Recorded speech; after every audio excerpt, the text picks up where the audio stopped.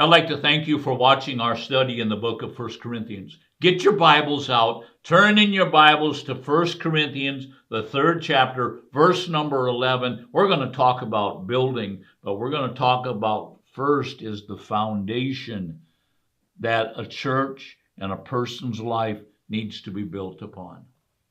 1 Corinthians, the 3rd chapter, verse number 11 says this: "For no one can lay a foundation other than the one which is laid, which is Jesus Christ."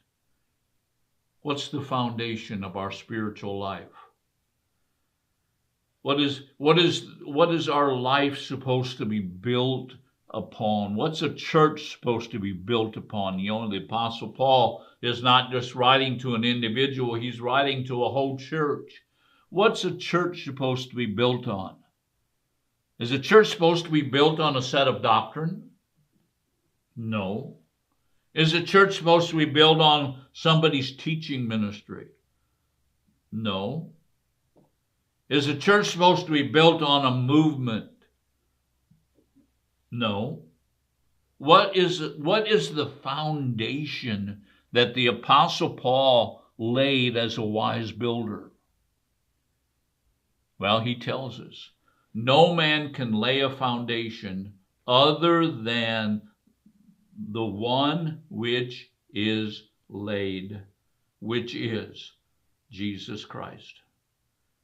A wise builder will come in, and you know what the theme of his messages are? Jesus. Jesus. Jesus. Jesus. Not me. Not the building. But Jesus. Jesus. Jesus. You see, we need to understand that at the very foundation of a church, that foundation needs to be Jesus Christ. You know what happens many times is false doctrine comes in. And what does false doctrine do? False doctrine takes your eyes off in Jesus and places your eyes somewhere else. Every time false doctrine comes in, what does it do? It minimizes what Jesus did on the cross. It takes your eyes off on what Jesus did and what he bought and paid for on the cross.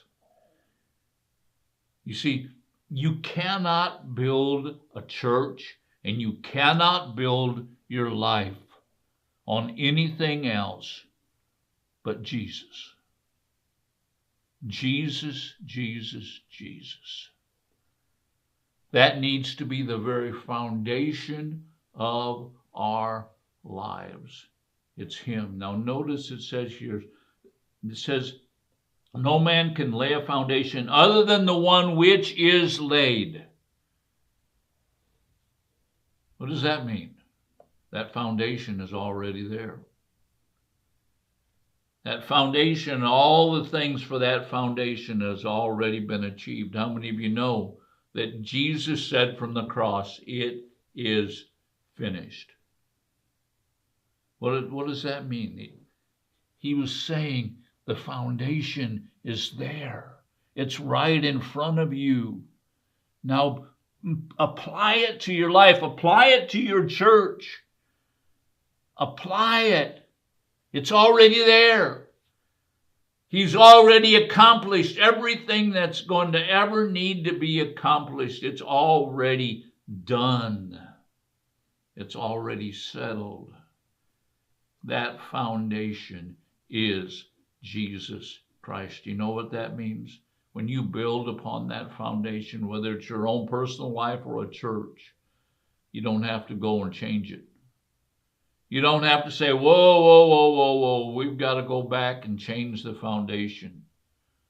No, because it's built on something that's already established. It's a foundation. He is the one that has finished the work. And so you build it upon Jesus. You build it upon Jesus's teachings. You build it upon what you see in Jesus in the gospel. Let's go on to verse number 12. Now, if any man builds on a foundation with gold, silver, and precious stone, wood, hay, and straw. Verse 13, each man's works will become evident, for the day will show it, because it is to be revealed with fire. And fire itself will test the quality of each man's works. What is Jesus, or what's Paul saying here? What's Jesus? I believe it is Jesus, but he's using Paul to say it. Now, if any man builds on a foundation with the first three things, gold, silver, precious stones. How many of you know those are things that last? They might change their consistency. You can take gold and you can take silver and you can melt it down, but you know what? It's still gold and silver. Precious stones, like diamonds, rubies, they don't change. They're durable. They're lasting. But then he adds to that wood, hay, and straw. How many of you know wood changes? It rots. It decays. You know, if you let wood long enough out in the elements, you know what happens? It falls apart and becomes mulch. The same thing with hay. Hay deteriorates. Straw deteriorates. What the Apostle Paul is talking about is a man who builds a foundation, and some men build it on gold, silver, and precious stones. They build it on something that is unchangeable. They build it upon the foundation that has been laid. And who is that foundation? That foundation is Jesus himself. But then others will come, and they're going to build on a foundation that's temporary. It's not going to last.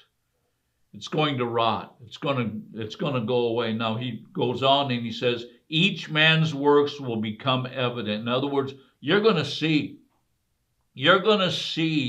what kind of foundation was laid in a church or in a person's life. How are you going to see it? Well, each man's works will become evident, for the day will show it, because it is to be revealed with fire.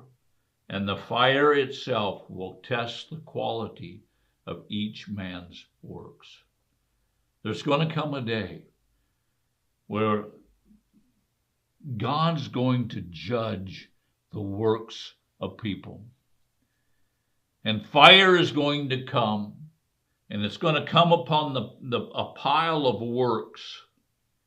Now, this is not the fire of hell. This is the fire of judgment. We're going to talk about it more tomorrow. But that fire is going to come upon each man's works. And you know what?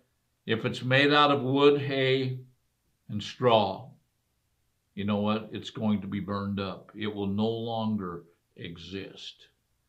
But if it's made out of gold, silver, and precious stones, there's going to be a reward for that person. Let me just say this. My time is up for today, but join us again tomorrow, because we're going to talk about that judgment. Thank you for watching.